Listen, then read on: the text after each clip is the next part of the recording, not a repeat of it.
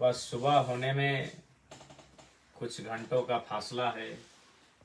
रात के 1 बज चुके हैं, लेकिन आंखों में नींद कहाँ है। ये रात ऐतिहासिक है, ये लम्हा ऐतिहासिक है, ये पल यादगार है, क्योंकि झारखंड के इतिहास में पहली बार युवाओं की टोली चुनाव के मैदान में भाग ले रही है।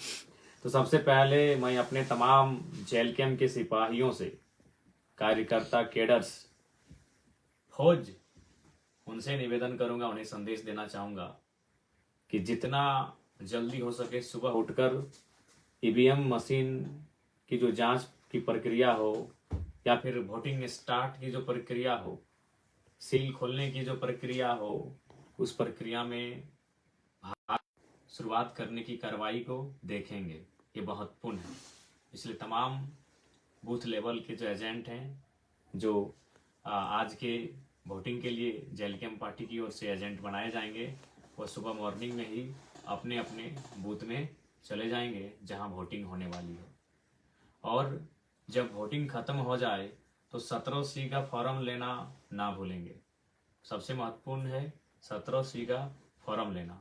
और एक बात, चूंकि लोकसभा के चुनाव में पेट्रोवार के क्षेत्र में एक घटना घटी थी, पेट्रोवार कसमार में, कि हमारे एक बूथ एजेंट जो अंदर थे, उन्हें शायद 1 नंबर लगा था और वो बाहर आ गए, अपने जगह किसी को बैठा के आए थे, जो कि भारी गलती है, भारी भूल है। इस प्रकार की किसी भी प्रकार की गलती से बचेंगे। सिस्टमेटिक तरीके से, नियमित तरीके से, अनुशासित तरीके से बूथ एजेंट की भूमिका का निर्वहन करेंगे।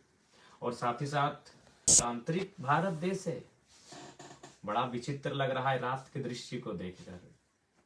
इसीलिए शायद डॉक्टर भीमराव अंबेडकर अपने अंतिम समय में रो रो के अपना दुखड़ा अपने सहयोगी को सुनाते थे कि लोकतंत्र की तो स्थापना हो गई है, मतपेटी से तो राजा बनेगा, लेकिन आज भी शोषित, वंचित लोग, पीड़ित लोग एकजुट नहीं होने के कारण कहीं ना कहीं अपने वोट के महत्व को कहीं समझ नहीं पाए तो दुर्भाग्य होगा। उन्होंने कहा था संविधान अच्छा भी होगा, बुरा भी होगा, चलाने वाला अच्छा मिला तो अच्छा होगा, चलाने वाला बुरा मिला तो बुरा होगा।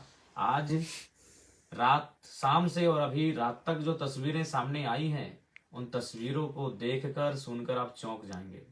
तस्वीरें क्या है? डुमरी में जेएमएम के प्रत्याशी के पक्ष में शराब बांटी जा रही है, पैसे बांटे जा रहे हैं, गाड़ी में शराब और पैसा मिल रहा है, और प्रशासन पता नहीं मौन है कि एक्शन में है, वो मुझे जानकारी नहीं। बेरमो में क्या होता है? एक होटल है, आर्यन होटल, जहां से साफ देख रहे हैं 150-200 नौजवान अपने पॉकेट को गर्म करके, यानी फुला फुला के निकल रहे हैं। फुला के निकल रहे हैं मतलब पैसों का बंडल लेके निकल रहे हैं। पता नहीं प्रशासन को भनक है कि नहीं है, या जानबूझ के मौन है। तो बेरमो यानी कौन? कांग्रेस के प्रत्याशी। और हद तो तब हो गई, चापी में ट्रांसफार्मा दिया गया। आचार संहिता तो छोड़िए, इलेक्शन की राहत को ट्रांसफार्मर दिया जा रहा है। ये लोकतंत्र की हत्या नहीं तो क्या है? बड़ा विचित्र दृश्य है। डुमरी के प्रत्याशी मंत्रालय संभाल चुके हैं, उसके बाद उनके कार्यकर्ता इस प्रकार की ओछी हरकत, कृत्य कर रहे हैं, जो कहीं ना कहीं लोकतंत्र पर सवाल या चिन्ह खड़ा हो रहा है। और एक्चुअल लोकतंत्र में नहीं, इनके जो जीतने का कारण रहा है, ये यही रहा है, शराब, मुर्गा, पैसा, दारू, ये कारण रहा है चुनाव जीतने का इनका। तो आज हम लोकतंत्र की दुहाई देते हैं, हम विकसित भारत की बात करते हैं, प्रगतिशील भारत की बात करते हैं, और आज फिर हम उन्हीं चीजों को दर्शा रहे हैं। इसलिए निवेदन है, पैसा बांटने वालों से, मुर्गा, दारू, शराब बांटने वालों से, रुपया बांटने वालों से बिल्कुल सावधान रहें, और उनको तो बिल्कुल वोट ना करें। ये आपसे विशेष आग्रह है। और एक सूचना, बेरमो में कुछ लोग ये अफवाह फैला रहे हैं कि कैंची सेट हो गया। ओ भैया, ये वही कैंची की कचकची या कैंची की जबान है कि बड़ी महफिल में सामने खड़ा होके कांग्रेस के प्रत्याशी को कहा था कि कोयला चोर को 12 बॉडीगार्ड।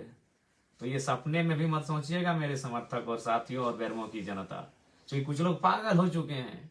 जरा महतो को बदनाम करने के लिए वो किसी भी हद तक जा सकते हैं। देख रहे हैं, ग्रुप में एक मैसेज आया था कि कैंची सेट हो गई। कैंची कहीं नहीं सेट हुआ है। बेरमो में क्या होगा मालूम है? चाचा भतीजा सेट होंगे, यकीन कीजिए। ये रविंद्र पांडे और अनूप सिंह, यानी एक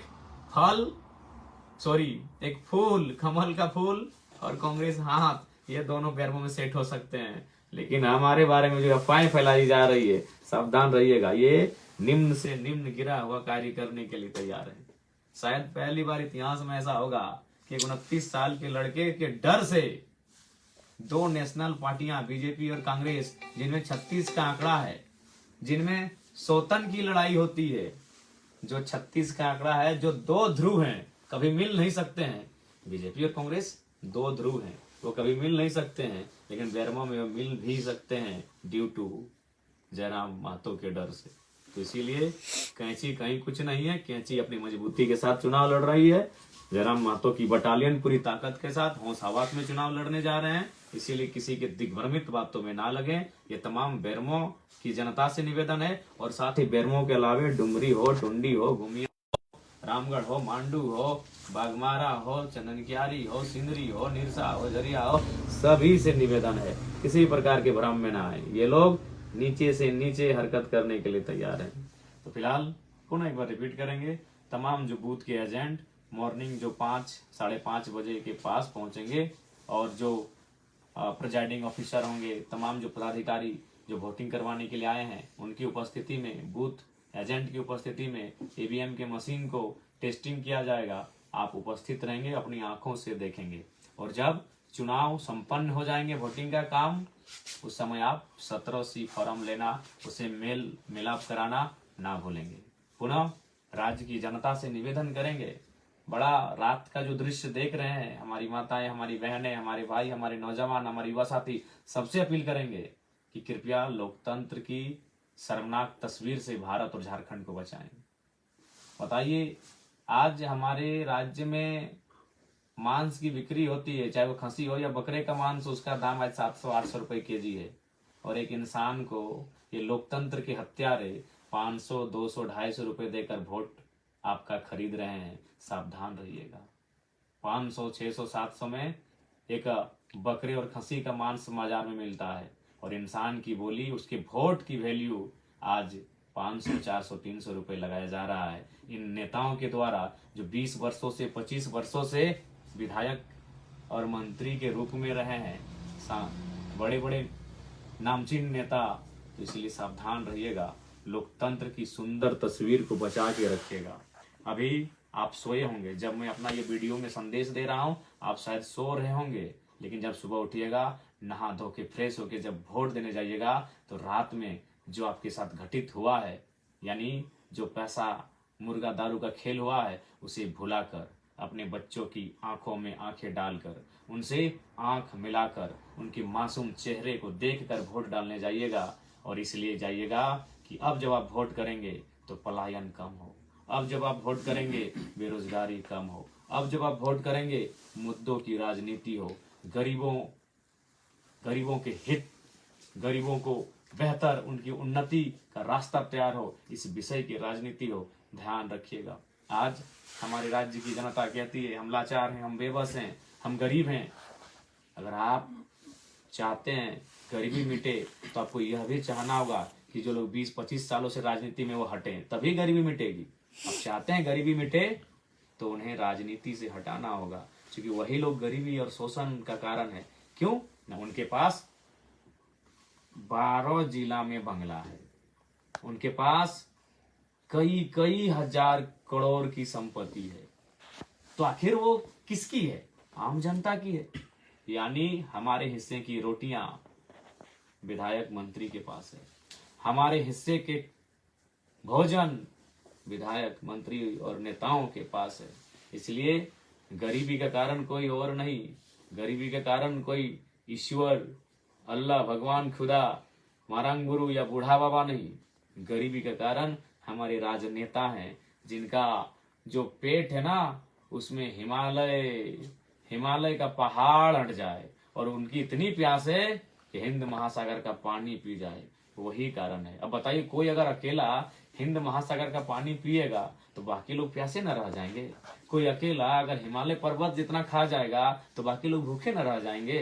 तो यही नेता, यही राजनेता कारण है हमारी गरीबी, लाचारी और बेबसी का। इसलिए इस बार वोट सामाजिक, आर्थिक, राजनीतिक न्याय के लिए करें।